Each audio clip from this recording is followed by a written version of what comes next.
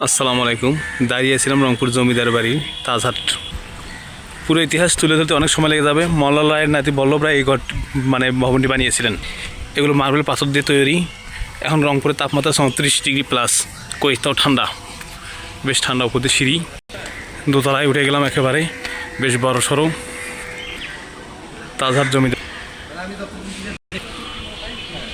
উপর থেকে এটি ভিউ, অর্থাৎ প্রসাদের সামনের ভিউ। এটি খুব সুন্দর। 47টি স্টেপ, মানে 47টি ধাপের সিঁড়ি। এই উভয় পাশে ছিল অসংখ্য রকমের মূর্তি। এই সিঁড়ি বা রেলিংয়ের ভেতরে মার্বেল পাথরের মূর্তি ছিল, এটা অনেক আগে হারিয়ে গেছে। ঘন গাছ বিশিষ্ট মোট 7টি পুকুর দেখতে পেলাম। এটি মানাল রায়ের বংশধর থেকে তৈরি। পোশাকটি মূলত ইউ আকৃতির। আমরা এখন ইউ এর মাঝখানে আছি। ইটগুলো বেশ ছোট ছোট ইট, আগের ইট, মানে চওড়া দেখতে। আমরা এখন ইউতে আসছি। এই প্রসাদটি 19শ শতাব্দীর শেষে 20শ শতাব্দীর শুরুতে তৈরি করা হয়। এটি হচ্ছে ইউ আকৃতির ভিডিও।